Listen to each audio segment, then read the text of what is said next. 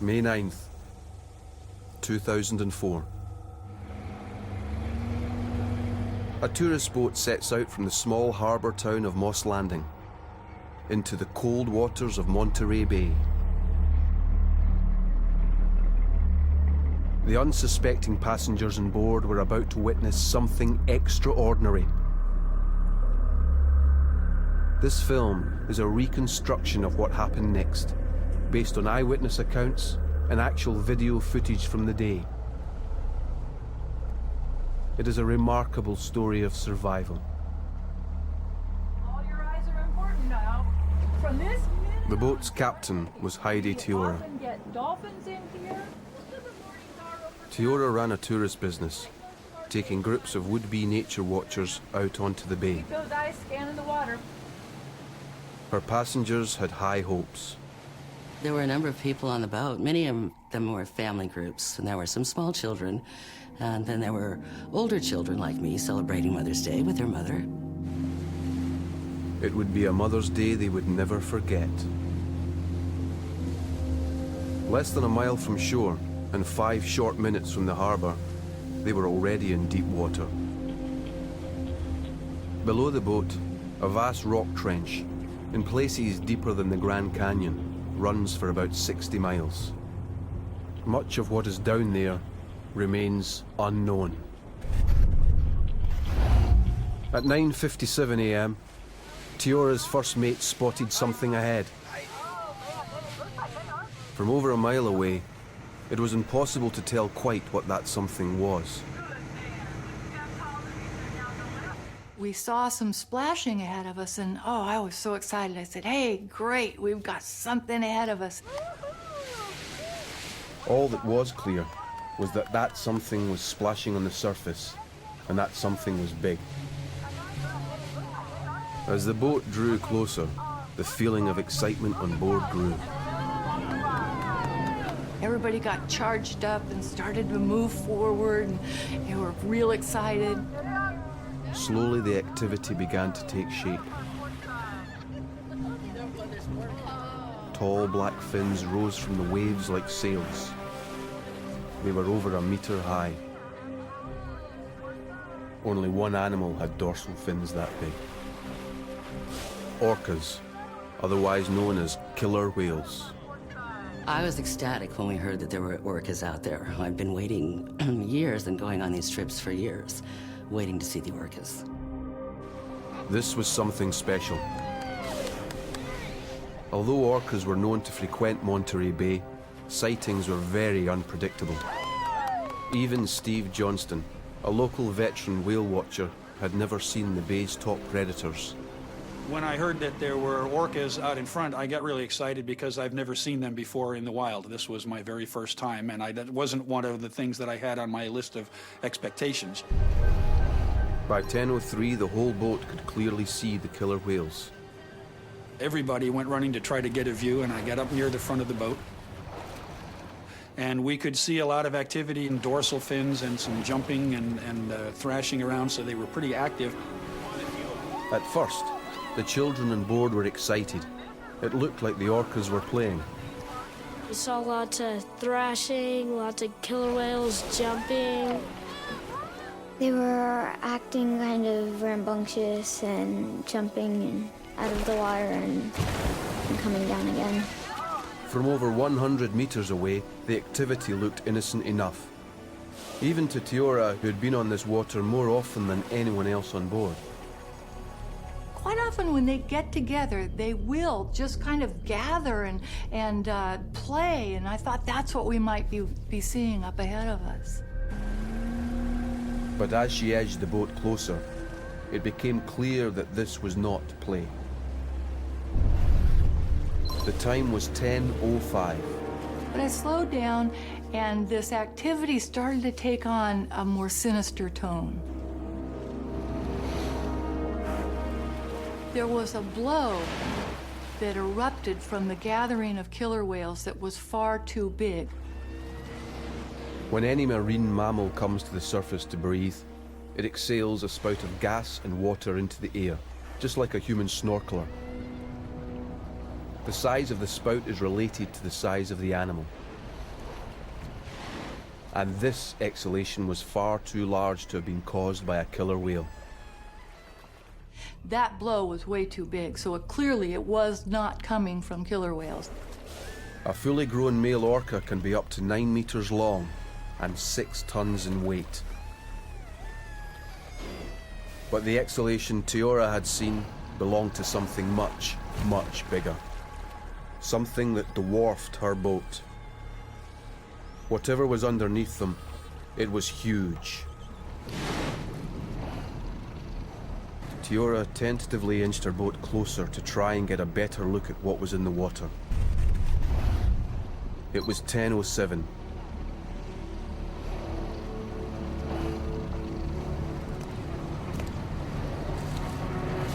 Then as we got closer, I could see what it was. It was a California gray whale cow.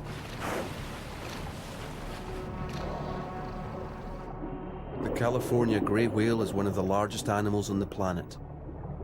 A fully grown female, known as a cow, can easily weigh up to 35 tons, the equivalent of 11 female African elephants.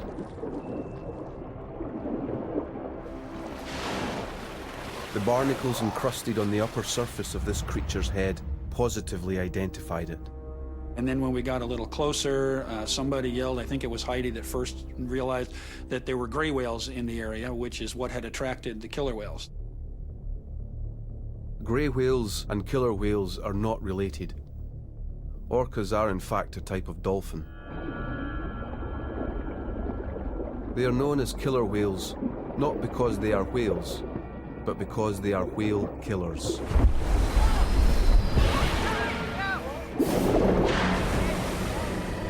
This was the attack that I never wanted to see.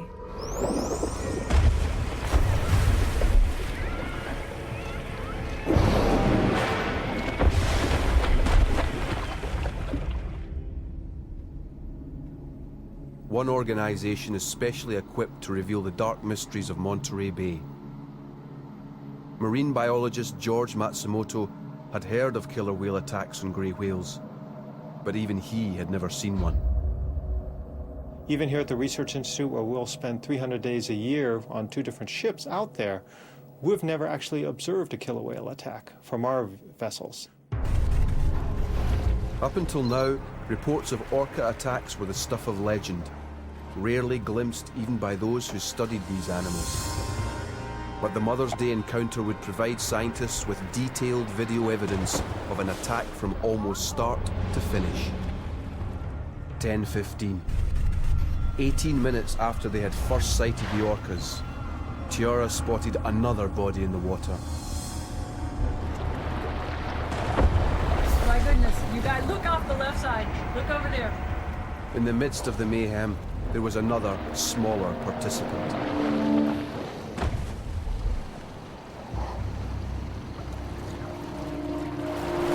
And then we are told by Heidi that the orcas are attacking a gray whale and a baby.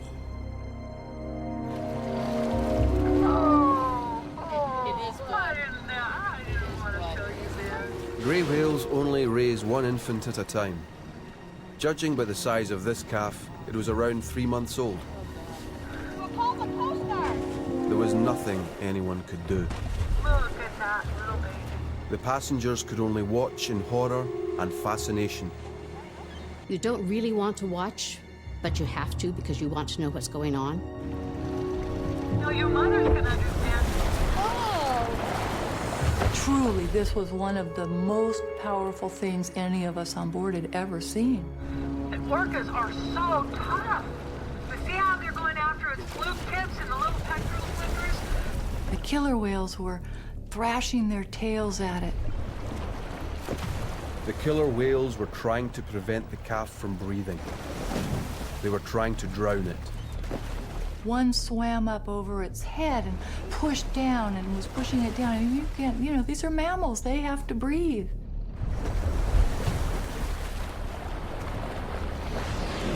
A grey whale can hold its breath for up to 15 minutes. Oh my God. But not when it is being repeatedly forced underwater. There was a moment when it tugged at my heartstrings that This mom was, fighting for the life of her baby.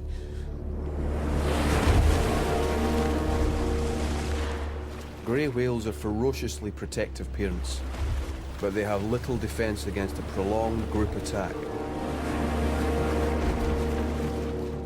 But how had these two mighty adversaries come together so close to the harbour?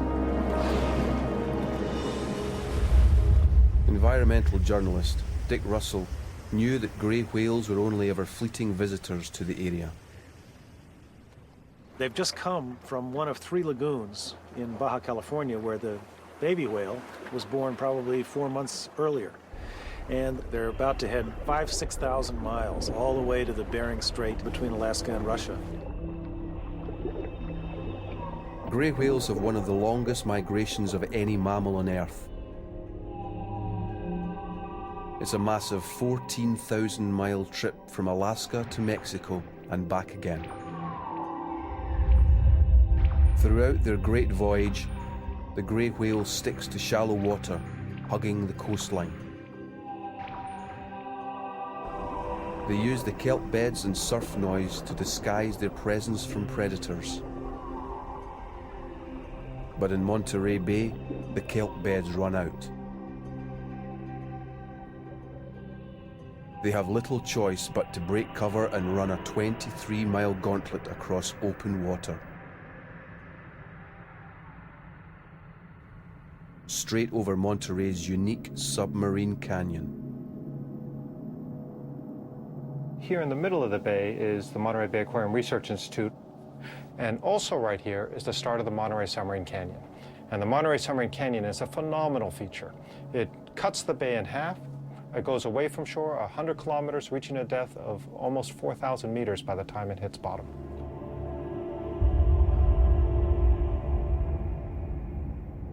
Even if the whales stayed in the shallows, they would still have to cross the deep water of the canyon.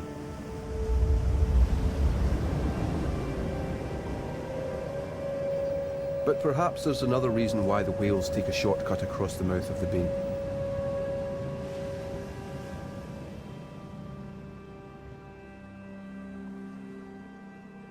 This place was once home to a much more formidable predator.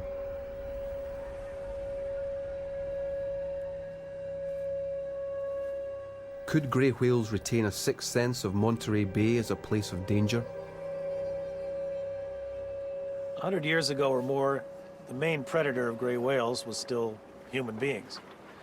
Gray whales were almost driven to extinction in the 19th century. They were hunted mercilessly. In the lagoons in Baja California, right there in their birthing grounds, in places like Monterey, the baleen was used, the oil was used. It was really just a bloodletting. After the Californian grey whale's breeding grounds were discovered in the 1850s, the animals were hunted to near extinction. By the 1920s, only a few hundred individuals remained. The industry became uneconomic, and whaling in Monterey Bay ceased. But could memories of those dark days live on in the minds of today's migrating grey whales? So maybe there's some kind of memory, who knows, a genetic memory in the whales, some of the whales that says we don't want to get too close to shore. There may be a more pressing reason for the mother's risky decision to take a shortcut. Desperation born of hunger. The mother probably hasn't eaten since she was last on the feeding grounds, which was way back last fall, last October. And now here it is May, and she's running maybe a little late, and her energy supplies are dwindling perhaps more than she wants them to be. And so she's decided that she's got to go across that canyon to save time. The strategy has backfired. It's 10:41, 38 minutes since Teora's boat arrived at the scene, and the mother and calf are in obvious distress. This rapid blowing is the whale equivalent of panting. They are, quite literally, gasping for air.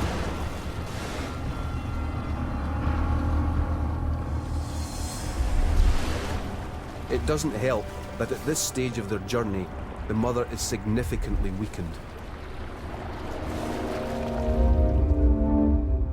One man who understands more than most about the rigors of their epic journey along the coast is marine biologist Wayne Perryman. Their tanks are starting to run on empty. You can see the females are very, very thin. They're lactating and feeding their calf while they're fasting, so they're pouring out energy in an area where they can't eat. So they're very hungry as they go northbound. Not only has the mother not eaten for months, but she has since given birth and nurtured her 2-ton baby, further draining her precious energy reserves.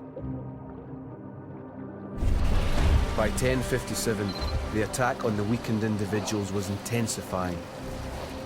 It just kept getting more frenzied and more frenzied. Orcas hunt like wolves, in packs. They were obviously in communication with each other in some way because they were just precision like a drill team. And they were all in a line, and when they'd come out of the water, they'd come out as one. This coordinated hunting strategy was well known to marine biologists like Nancy Black. On that Mother's Day, Black too was out on the water in a different part of Monterey Bay. Flashback to 9:53.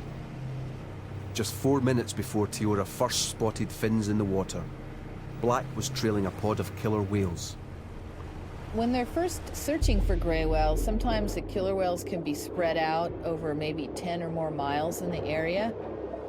And then when one of the groups of killer whales locates a gray whale, then all of a sudden sometimes you'll see other killer whales just porpoising in from a distance.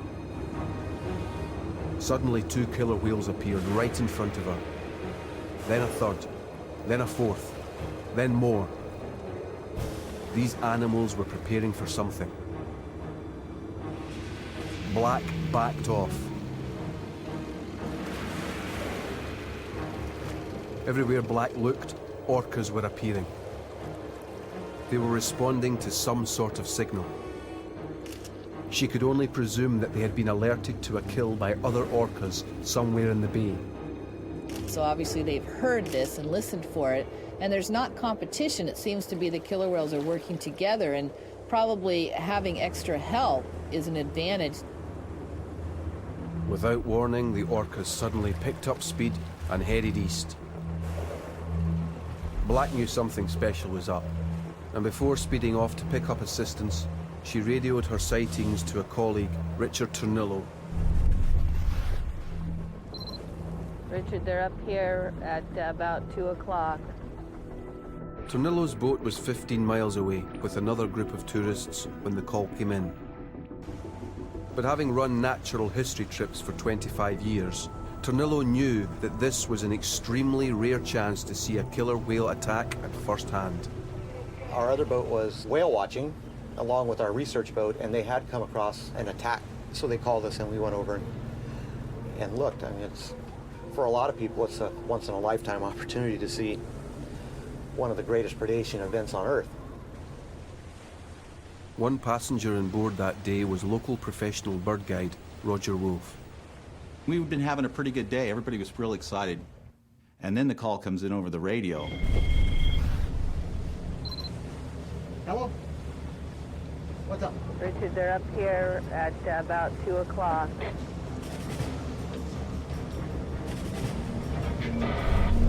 At 9:58, Turnillo changed course and headed for new coordinates. Even traveling at 13 knots, it would take him over 3/4 of an hour to get there. But the eyewitness reports from this boat were to prove invaluable. We were quite a ways from the scene at that time. We had to go under power for a good, half hour, 40 minutes in order to get to that location. It was now exactly 56 minutes since Tiora's boat had first arrived on the scene. And as we approached the scene, we could see lots of splashing off in the distance, a lot of thrashing and splashing from quite a ways off. The attack had now been going on for over an hour. Wolfe began to decode what was happening in the sea ahead. And the closer we got, then we began to see the dorsal fins of the killer whales, particularly the really 6-foot tall dorsal of a male killer whale. Less than 100 meters away now, Tornillo carefully maneuvered his larger boat closer to the carnage than Tiora had been prepared to risk. This footage from the day of the attack shows just how close eyewitness Roger Wolf was to the battle scene. And from this angle, Wolf was able to see something different. Supercharged headbutting. For the most part, it seemed to consist of very intense body blows and headbutts. We would see the killer whales come in and hit the calf, and at the same time, we'd see their dorsal fin shake with the impact. And the blow out of their blowhole would be more intense upon impact. This ramming was not just winding the calf, it was causing major internal damage. Dr. Frances Gulland is the Director of Veterinary Science at the Californian Marine Mammal Center. She knows from previous victim examinations just what sort of damage can be done. But when the orcas attack the grey whale calf, they actually ram the animal sort of again and again, repeatedly bumping into its side. And that type of aggressive ramming, blunt trauma, essentially breaks blood vessels, and the calves bleed into the subcutaneous tissues. So they bleed into the muscle and the blubber underneath the skin.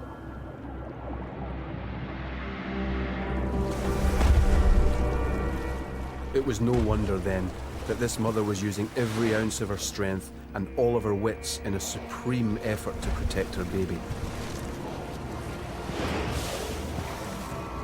The mother was doing everything she can to absorb the blows and keep the calf away from the killer whales.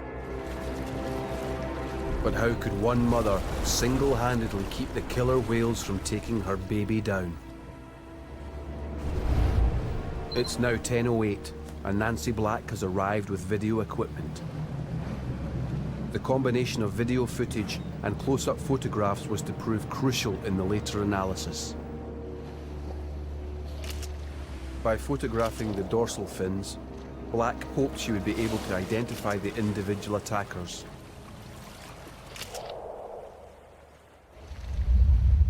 It was only later, when she was able to cross-reference these images with the fins already catalogued in her comprehensive database, that she was able to confirm the precise identity of the attackers. We photograph the killer whales to identify the individuals. I always take a photograph just to document it. As it turned out, she knew them well. The ones that we saw that day, I can tell mostly because I know all the individuals now. So I know, I knew who those were. Cross-referencing those individuals with her notes, Black confirmed that the attackers had been there in numbers. That day there was quite a large group. There's about 12 killer whales, which is at least 2 family groups together. She had seen these groups many times in the bay, but never before working in conjunction.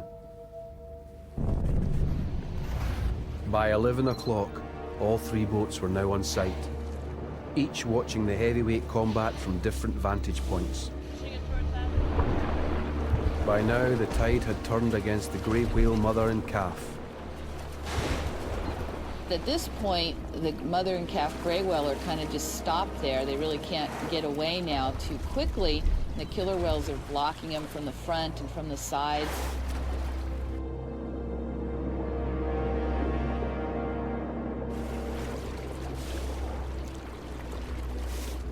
The mother could easily escape if she wanted to and just take off, but she doesn't do that. She stays very protective of her calf. The mother attempts to get her calf out of harm's way by pushing it up out of the water and onto her belly. You look over and you see the calf, and it looks like the calf is sitting on top of the water. The Californian grey whale mother was attempting to balance 2 tons of infant on her underside. The calf's rolled onto her chest, and she's rolled onto her back, and she's holding it up out of the water so the killer whales can't get to it. But she can't sustain this position for long. Turned upside down, she must hold her breath even while soaking up the power of the orca's heavy blows. This battling maternal drive is well known to environmental journalist Dick Russell. Just imagine what this mother whale has to do in order to protect this young one. She's got to fight off this pack in whatever way she can with all the strength that she has. I mean, she weighs, 30 tons. So she's much bigger than an individual orca. But orcas are ferocious, and keep in mind that the gray whale has no teeth. She's a baleen whale. And there's a pack of wolves upon her and trying to get at the baby. Killer whales are armed with a set of 50 ferocious teeth, specially adapted for ripping and tearing. A calf is too big for the orcas to bite into her blubber. But from studying the carcasses of other grey whale victims, scientists knew that ultimately they were after something else. The parts that are eaten first are the soft parts, the parts that are easy to pull off. The tongue is a very vulnerable piece. It's a nice, soft, fatty thing that they can rip off. The orca's main prize is the protein-rich baby grey whale tongue. It's enough to make a meal for a family of 5.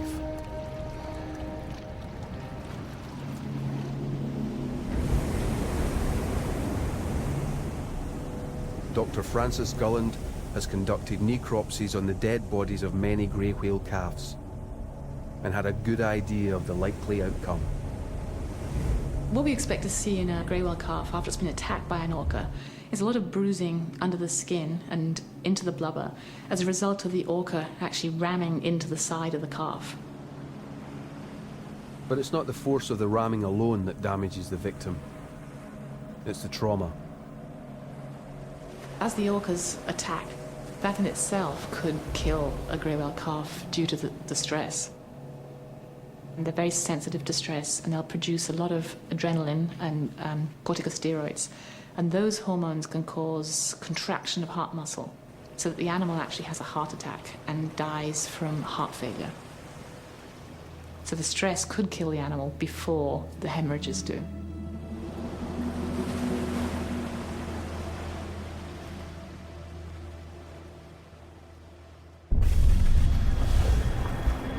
On Mother's Day in Monterey Bay, it is now 11:19. The orcas are steadily wearing down the terrified calf. In desperation, the mother employs her only weapon, her massive tail. She's actively thrashing about with her tail. In fact, we do see her land a few blows with her big tail flukes on the killer whale several times. The tail flukes of a fully grown female grey whale are over 3 meters wide and can weigh 180 kilos. In fact, we even see the calf make aggressive maneuvers, trying to slap it with the side of its head and using its flukes to try and slap the killer whales too. But this flailing counterattack has little chance of success in the face of so many attackers. On Tiara's boat, Debbie DeBose noticed something new about the orca's behavior. Organization. It was impossible for the mom and baby to make a getaway and run away. They were sort of corralled there and surrounded. This is a coordinated attack strategy. Simultaneous attacks on a cow and calf from both sides at the same time. You've got 3 of them on one side. There was nowhere to turn, and the staggered formation strikes were taking their toll. The mom was obviously getting tired, as was the baby.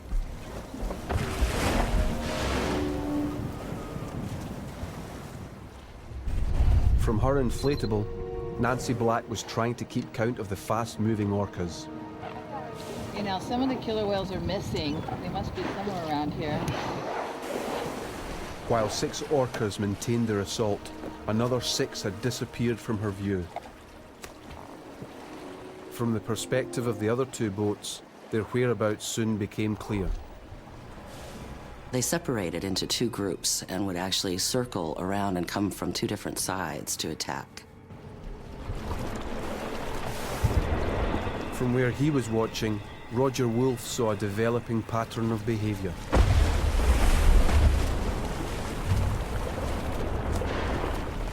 There were two teams. One team would be in there actively just pounding the heck out of the whales, and the other team, the other killer whales, would be off to the side, and we could see them. They were over there reoxygenating, breathing, trying to recover until it was their turn to come back in. The orcas had formed a tag team, ensuring there would be no let-up in the onslaught. What the witnesses were seeing firsthand was the clearest evidence yet of strategic intelligence. Going over the footage later, Nancy Black was able to confirm just how sophisticated the orca's behavior was. The killer whales are really coordinated. They're like a team working together. There's a lot of communication going on. And there's a killer whale right next to it. You can see its pectoral fin of the killer whale's actually trying to push the calf away from its mother, because that's one of their tactics. They need to get the calf separated from its mother in order to really kill the calf.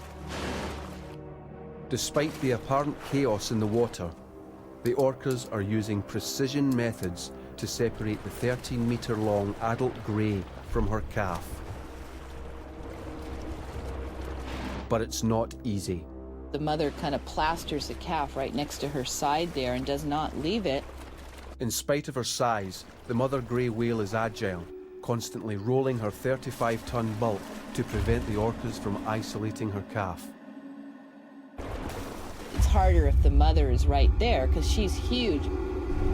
But at 11:35, and despite the danger from the mother's tail flukes, one orca makes an audacious move. There's a killer whale just trying to get in between the mother and calf there, trying to use her flukes to push her way between that mother and calf. It's pretty sad to watch, but of course it is part of nature. By now, the struggle was moving into its third hour. It seems to me there's no way this calf has got a chance. I mean, it looks like the killer whales are going to get this calf. There's no escape for it. For many of those on board Tiara's boat, what had started as a pleasurable day out on Monterey Bay had turned into a nightmare. What we saw was so painful. It was so brutal. Several people were trying to photograph this, but they just didn't have the stomach for it, and they just put their cameras away.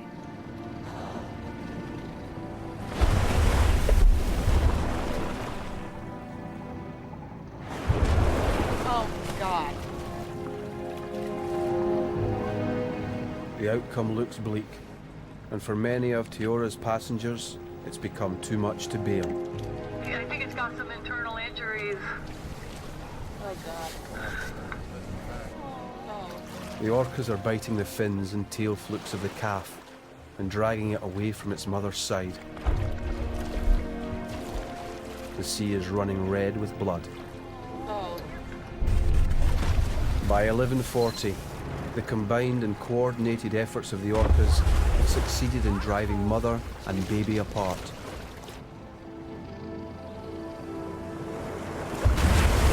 It was really sad because you just see them separated and you think, how would I feel? I would be really scared because if someone was like trying to take me away from my mom, it would be really scary.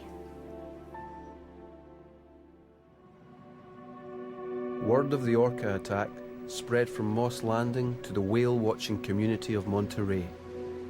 In the aftermath, interest in the incident grew, attracting both local and national attention. Reporters rang in to speak to those who had witnessed the attack. But the real story was only just beginning. As the shock waves from the events of Mother's Day were still reverberating, there came a startling report. On May 13th, in the early hours, Another battered grey whale calf had washed ashore on the beach at Moss Landing. It had all the hallmarks of the Mother's Day incident. Amid all the speculation, one scientist, George Matsumoto, sought to prove a link between the two attacks and discover why this bewildering behavior was apparently only happening here in the bay. But one of the things that is being postulated is that we've got killer whales, a pod of killer whales, lying in wait right over here, waiting for the gray whales as they cross back and forth on the migratory pathway, mostly as the whales are coming up north. The killing continued. Over the following weeks, reports of copycat attacks on grey whales became an almost daily occurrence.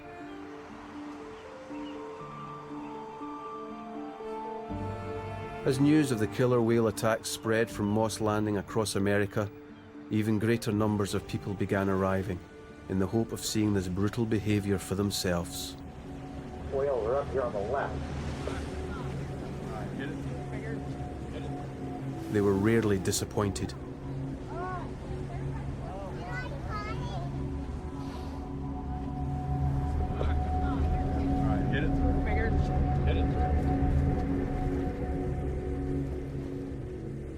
As business boomed in Monterey, the scientists turned yet again to the video evidence of the Mother's Day attack in the pursuit of answers. After the Mother's Day event, we had more attacks and, several per week. We were kind of overwhelmed with it because you're out doing research, you're getting up early and staying out late.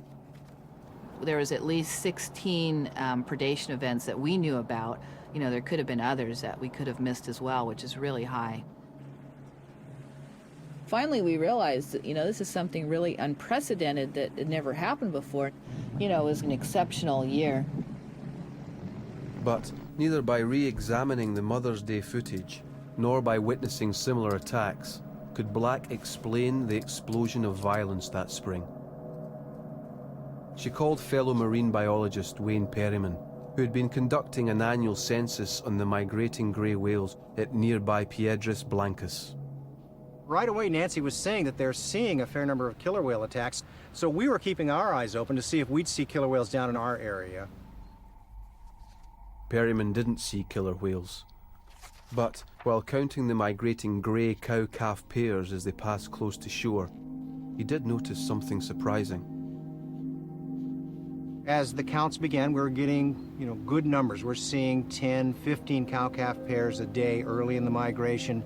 It increased up to about 25 a day as we got closer to the peak. Then all of a sudden it jumped up to where we were seeing 40 and 45 cow-calf pairs passing in a day, which is really unusual. The change in 2004 was the number of gray whale calves. So the killer whales, obviously took advantage of that huge number of calves coming through and were here more frequently. So they really, used that situation in Monterey Bay to hunt the gray whales. Well, I think that the word got out. The killer whales got on the gray whales. They found that there were large numbers of calves there, and they just began to aggregate in that environment because it was a rich feeding opportunity for them. More grey whales meant more grey whale attacks. The orcas were drawn in by the unexpected abundance of food, but the grey whales were travelling 7,000 miles. Why had this behaviour only been seen in the middle of Monterey Bay? The answer to that riddle lies in an understanding of the way orcas hunt. Killer whales have echolocation, so they often will spread out, maybe over a half a mile or so, kind of searching. Grey whales have developed highly successful strategies to avoid detection. Because once the mothers and calves start crossing the bay, they go into this really kind of quiet swimming. Only sometimes you just see their blowholes. They hardly surface. But when the greys are over the canyon, they are far more exposed. The huge chasm below them creates a sonic environment perfectly suited to the hunting pods of listening killer whales. Like U-boats using sonar to hunt down ships, the orcas prowl the waters over the canyon's edge, keenly listening out for the smallest amplified clues. Here a tail slap where the briefest verbal communication is much louder. Killer whales find them by listening, passive listening for the gray whales, because they kind of make a knocking sound sometimes to navigate. So they have a much higher advantage of ambushing them here in Monterey Bay than they do other places along their migration. The attacks only happened in Monterey Bay because it was only here that the whales stopped hugging the coast and took a shortcut across open water. It was only here that the water was deep enough for the orcas to launch their attack. And it was only here, in Monterey Bay, where a unique submarine canyon acted as an echo chamber to aid their hunting.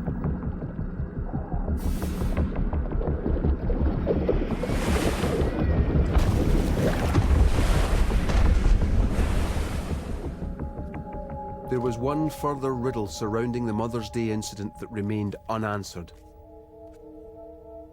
The attack had started around 9:50 and carried on until 1. More than 3 hours. Why had it lasted so long? Nancy Black went back to the tapes. By matching the video images with underwater hydrophone sound recordings made at the scene, she looked again at the individual attackers. If you put it on a computer, you know, the frequencies, the call types, the patterns are very different between the two. Visually, the adult males were identifiable by their towering dorsal fins. At nearly 2 meters high, they're as tall as a man. You can see the male killer whale in the background there. He's not really involved as much. The dorsal fins she could see at the heart of the battle were smaller. It's the adult females that are doing most of the work, even though there's others in the area. By listening to the orca's communications, Black heard something else. The higher pitched sound of juveniles. And they're always making kind of playful sounds and, you know, lots of whistling. The footage confirmed what she had heard. At the very center of the attack were juvenile orcas. See the little juveniles in there? They're really close to the action, so they're probably observing and learning how to do this for the future. Astonishingly, this was not a full-on attack. It was a training session. The orcas were showing their offspring how to make a kill. It's a way for them to learn how to do this over their lifetimes, and eventually when they become adults, you know, they'll be able to participate, so it's like transmitted culturally throughout their group. The orcas were taking their time, as if to make sure that the juveniles had learnt their lesson. But it was this deliberation that was to provide the mother and calf with their chance of escape. 11:41, the morning of the Mother's Day attack. The orcas are continuing their assault, but against the odds, the mother grey whale is reunited with her calf. It was amazing that the mother had that kind of stamina, not to just give up. The mother makes one last desperate attempt to escape. Just as the killer whales take advantage of deep water over the canyon, so the grey whales find sanctuary in the shallows. It was then that Tiora noticed something extraordinary. Have you noticed we keep flowing in, we're moving in? The mother grey whale, though under siege, was on the move, slowly and painstakingly nudging her calf towards shore and shallower waters. It finally sunk into me. These animals are moving to the coast. They're headed in on the straightest route they can take to shallow water.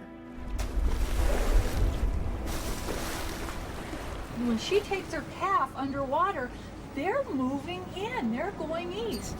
Orcas don't like shallow water, and there's a chance that what they're doing is that mother's thinking if she can just feed into shallow water, maybe they can evade the orcas. Meanwhile, on Tornello's boat, Roger Wolfe had also identified the mother's new strategy. Now, every time there was a break in the action between the two teams, the mother and the calf would start heading for shore. but they were still over a mile from the coast, and the orcas had redoubled their efforts. The baby was virtually being eaten alive. Progress was painstakingly slow, and by now it was hard to see how the calf could possibly survive.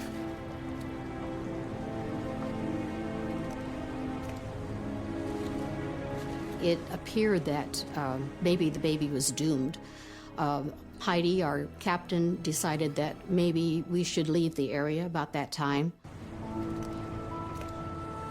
I was reluctant to go, but I wasn't sure I wanted to stay around and see the ending to this. The other boats had come in, the Monterey boats had come in, and they were circling around and watching. I figured that we'd seen enough, I'd seen more than enough, so we took off. I think everyone on the boat felt that they had witnessed something that they might never ever witness again, and maybe not want to witness again. As Tiora headed for home, the passengers on board were left to reflect silently on all they had seen. Little did they know that the calf and mother that they had left behind were about to make a dramatic bid for freedom. 1302, and by now the two grey whales were within a mile of shore. The mother has manoeuvred her baby away from the danger zone, but the calf has sustained a terrible battering. And so the question comes out, do they ever get away? The mother knows she has just one chance to save her baby.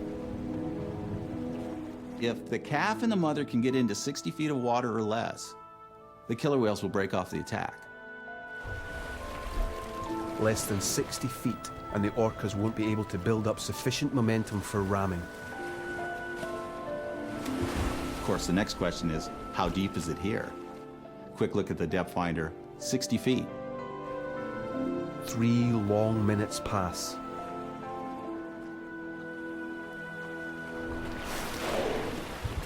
And then suddenly, the killer whales break the surface and head back out into the bay. They have aborted their attack. You know, this attack probably took 4 or 5 hours of all that energy expended, and the killer whales ended up with nothing.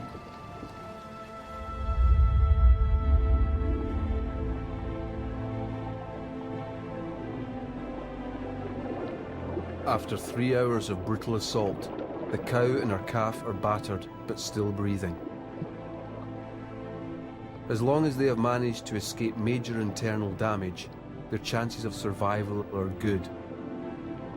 Their story is one of a remarkable escape from almost certain death. So this calf did survive, actually, on Mother's Day and headed back up to Alaska. For the eyewitnesses, it had been a day they would never forget. I was in a state of awe. This was something I never dreamed I'd be able to be an eyewitness to. When we found out the next day that the mother whale and the baby had gotten away, we were just elated. It was wonderful, wonderful news, and that mother whale was a real fighter. I had to really count my blessings that I had actually seen what I'd seen. It was a wonderful day.